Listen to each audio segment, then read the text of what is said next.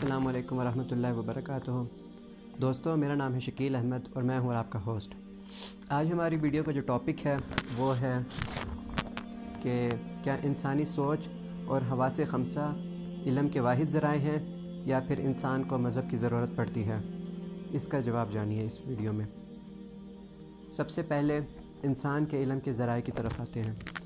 انسانی معلومات یا انسانی خیالات، اس کو سٹور کرنے کے، وہ جو انفارمیشن ہے اس کو سٹور کرنے کے ہمارے پاس 5 ذرائع ہیں جنہیں حواس خمسہ کہا جاتا ہے، جیسے آنکھوں سے دیکھنا، کانوں سے سننا، اور ناک سے سونگھنا، اور زبان سے چکھنا، ہاتھ لگا کے محسوس کرنا، گرمی سردی اور نرم سخت، یہ سب حواس خمسہ کہلاتے ہیں۔ اس کے علاوہ انسانی سوچ بھی ایک ذریعہ ہے جس کے ذریعے سے وہ معلومات حاصل کر سکتا ہے، مگر سوچنے کی بات یہ ہے کہ حواس خمسہ اپنے ہی ڈومین کے اندر، اپنی ہی جورسڈکشن کے اندر اور اپنی ہی باؤنڈری کے اندر کام کرتے ہیں۔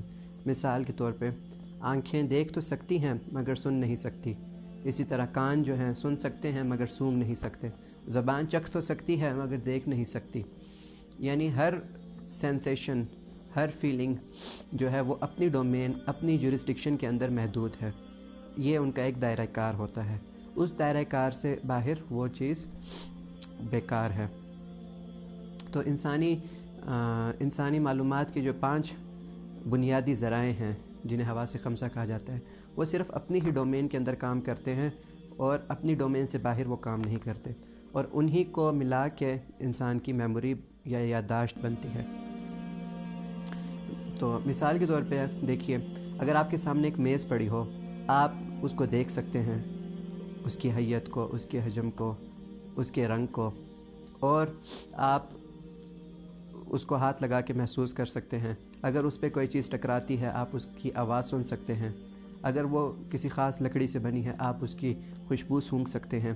یہ آپ کو معلومات فراہم کریں گی کہ اس میز کے حوالے سے بالکل بنیادی معلومات، جو کہ ایک بچہ جو پیدا ہوتا ہے وہ بھی ان سب خصوصیات کے ساتھ پیدا ہوتا ہے۔ اس کے بعد ہم اپنی عقل لڑا کے یا سوچ کے ذریعے یہ سمجھ سکتے ہیں کہ اس میز کا کیا کام ہے۔ کچھ لوگ اس کو as a writing table use کرتے ہیں، کچھ لوگ اس کو as a reading table use کرتے ہیں، کچھ لوگ اس کو اپنے آفس میں رکھتے ہیں، اس پہ لیپ ٹاپ، کمپیوٹر وغیرہ رکھتے ہیں۔ تو اس کے مختلف ذرائع ہیں، اور کچھ ہوٹلز کے اندر، ریسٹورنٹس میں وہ ایز اے ڈائننگ ٹیبل کے طور پہ یوز کی جاتی ہے۔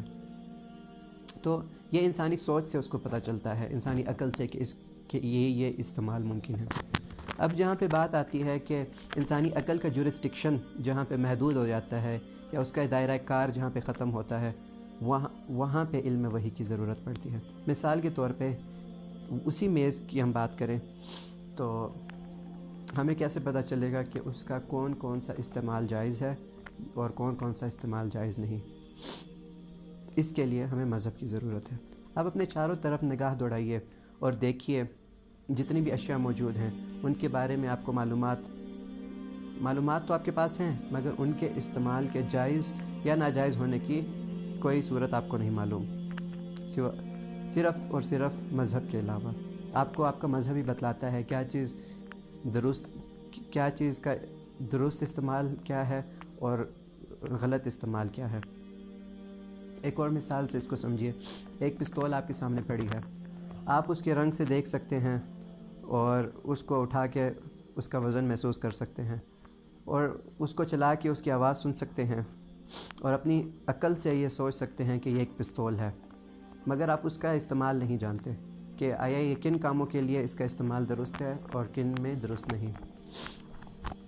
وہی پستول اگر کوئی سیکیورٹی گارڈ یا پولیس والا یا لا انفورسمنٹ والا استعمال کرتا ہے تو اس کا استعمال درست ہو جاتا ہے، اور وہی پستول اگر کوئی شرپسند انسان، کوئی چور، کوئی ڈاکو یا کوئی دہشت گرد استعمال کرتا ہے تو اس کا استعمال ناجائز ہو جاتا ہے۔